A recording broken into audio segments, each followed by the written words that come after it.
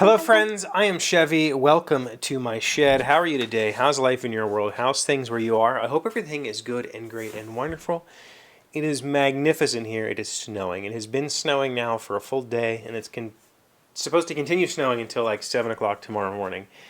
It's awesome. I love the first snow of the year. It's the kind of time where the outside temperature has still been a little too warm for the snow to really stick. So the roads are clear, but all the grass and car tops and roofs and trees, they all have the nice pretty white shine. And I just took the children home, and it's starting to stay on the roads. So the roads have cooled off enough from the day's sun that it's at least going to stick tonight, which is just wonderful. I love snow. When I was in the Marine Corps, I was stationed in Hawaii, and I left here in '98, and between '98 and 2001, when I came back, it's kind of that time frame where the snow kind of stopped. And so when I left, the mid '90s, we had a lot of snow. There were some years where we got 3-4 feet of snow, and so we always had awesome winters when I was a kid. And then I left for the Marines. I went to Hawaii, and the thing that I missed the most was seasons. There's really not seasons in Hawaii. There's there's seasons. There are seasons. In the winter there, it gets to be in the 50s, and people put on, down starter jackets, which always made me laugh because it's like, what? It's not that cold, but so there is the cold months in Hawaii versus the warm months and the rainy months and the not rainy months and that sort of stuff, but it's pretty much just nice all the time. And so I missed having the changing seasons. And then I came back in August of '01, and I was really excited for winter, and we had like no winter that year. And for the last 20 years, we've had very few memorable winter snows. We've had a lot of winters where I've ridden my motorcycle all winter long because it never even got cold. It was in the 70s and during December and January, So I'm excited to see the snow.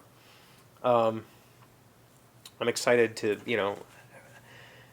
I know there's something magical about when I was a kid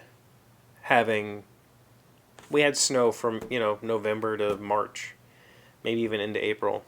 And then lately it's just been kind of like, I can remember it snowing like before Halloween, and now it's more like we might get a little bit of snow at the end of February, and then a couple of weeks of snow in March, and that's it. There hasn't really been a winter like I remember. I can remember winters where people kept chains on their cars all year long or all winter long because it stayed bad.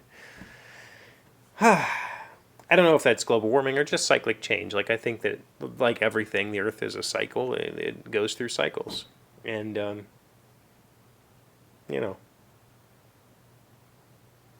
stuff changes. But today, guess what I didn't do? I didn't write. I haven't written anything today. I've written emails and tweets and chat messages and text messages, but I haven't written anything for the book. I haven't written anything for the stories. I'm leaving the book alone for right now. It's in such a disheveled mess that I don't want to start on it yet. I want to give it some breathing room. I think the good news is, even with just this one day of like reflecting on it, I know how to fix it. It's perfectly fixable. It's fine. I think that I think there's a few chapters I need to add to really kind of introduce the character a little bit more. I never really introduced the character. I never really showed him just being a person. I put him in constantly difficult scenes, which is just kind of overwhelming for a reader, instead of showing him being a person. And so I think adding a couple of chapters, and I think just kind of, little reminders constantly of what the actual goal of the story is, would give the reader, it would give that character motivation that it's missing. Right now, in that story, the character is going on a journey. We know that from the beginning. We know that he's looking for somebody and he's trying to find her. And that is ultimately the climax of the book. But everything he does up to that point, because he's in this weird place and weird things are happening, he doesn't continue on that journey. He sticks around and investigates this weird stuff, but I never really give the reader an understanding of why he's doing that. Like, is he just, I'm just helpful guy, I'm, going to show up and help the town? No, not really. And so I think I just need to lean into that a little bit more and kind of make the reader more aware that what he feels is going on here is directly connected to where he's headed. And ultimately it is, and that payoff would be a lot bigger. And I think that that scene would be much more impactful. So I know how to save the book. That's a good thing. I'm still going to wait probably until the new year to start working on it. I've decided I definitely want to write another shorter, like 30,000 word story, like a novella. I would like to write a novella, maybe even first person perspective from this character. I need to figure out a few more things. But one thing I really need to do right now, while it's all fresh in my head, is to really define the rules of my world and the rules of my character, because I broke that. I would set something up early on and then break it so dramatically later on that it was like, what he could do later, it was like, why didn't he just do that before? I don't know. I don't really have a good reason. It's because as I was writing, I realized, this would be a cool aspect that I could exploit. And not necessarily exploit, meaning I need this MacGuffin to save my character. It's I gave his powers a twist that would have made, I could have harmed him with that earlier instead of doing the stupid stuff that I was doing. So it's going to be a very big project to rewrite. It's going to be one of those things that takes me a very, very long time to go through the book and rewrite it. But I know how to do it. I know it's just, I got to do it. But I want to figure out if I can still write about this character.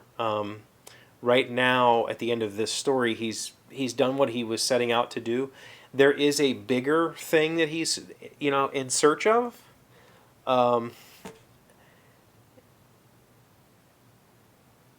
But that's not really a story that I ever truthfully want to tell. It's just kind of like a thing, a nag, like a thing that says, you need to do this. So I need to figure out what is his impetus for doing anything else. Like, why would he now leave where he's at and go do something else? I don't have a good reason. There's nothing that I can come up with that he would want to do other than to be that helpful guy who goes down the road and does his duty or whatever. And maybe that's what it is. Maybe duty is the thing that I need to introduce and say that it's kind of his job and give him that just doing what I have to do. I don't know. I'm hung up on it, so I'm going to just kind of let it rest. So I'm going to not write for a while and think about it. That's where I'm at. For right now, I'm going to enjoy the snow and the nice cold evening bundled up. So thank you for being here as always. Thank you for liking, commenting, subscribing, being amazing friends and wonderful people. I really appreciate you. And I will see you again tomorrow. Today's word you should know to sound smart is diatribe. It is a noun meaning a speech railing against injustice, a vehement denunciation.